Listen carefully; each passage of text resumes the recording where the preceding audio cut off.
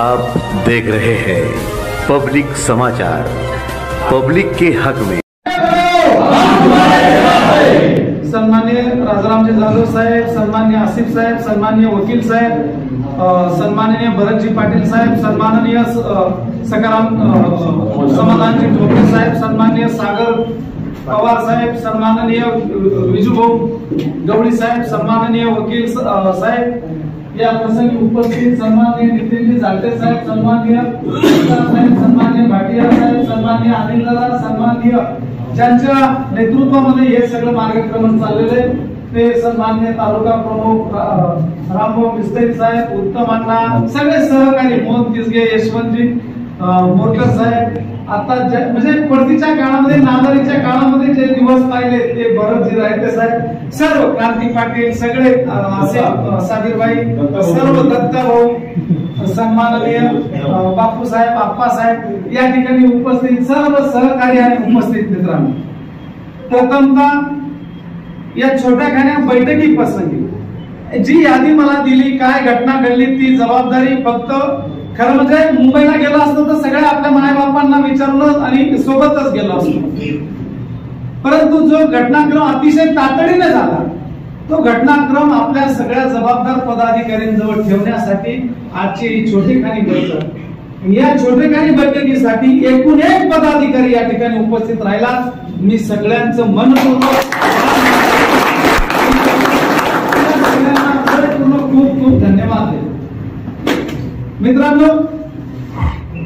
प्रवेशाचा हा कार्यक्रम म्हणजे हा उजाळा पाडण्याचा कार्यक्रम आहे, उजाळा पाडण्याचा, प्रवेशाचा विषयच नाही। जितूदारा तुम्ही सगळेजण या ठिकाणी साक्षीला आहेत की ज्या शिवसेनेचा एकही सरपंच किंवा काही नव्हता त्यावेळेला तालुक्यामध्ये निम्मी ग्रामपंचायतीमध्ये सरपंच आणण्याचा जर पाया कोणी भरलेला असेल,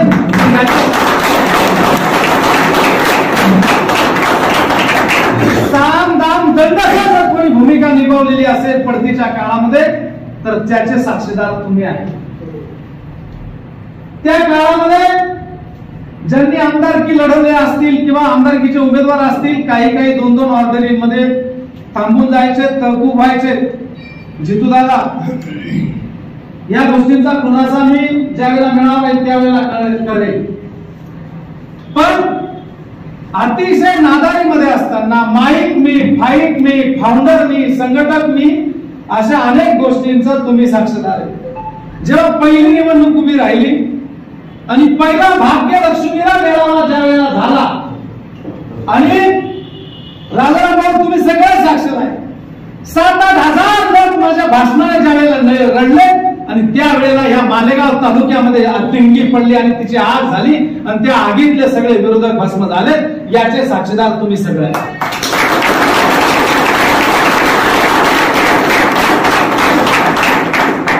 तो मेळावा झाल्यानंतर त्याच रात्रीला आज विद्यमान मंत्री महोदयांबरोबर जे हिरे साहेब आहेत, केवळजी हिरे साहेब, हे माझ्याकडे रात्री आले आणि नको ते आम्हीच घेऊन आले,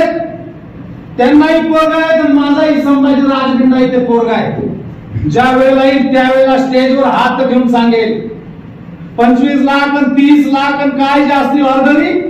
मी म्हटलं या ठिकाणी आजची वेळ गेली, केवळ आपण आपली भेट आणि आपलं नातं होतं बामणगावचं, ही निवडणूक संपल्यानंतर कधी सुद्धा उघडली नाही गेटची, तो खानदानी पट्टा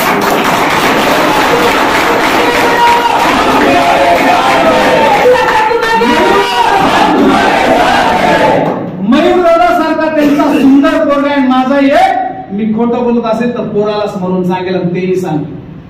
साला येता सापे अशा अनेक गोष्टी होत्या, भाषण माझेच होते समोरून मी आज स्वर्गीय अशोक अण्णा झाले,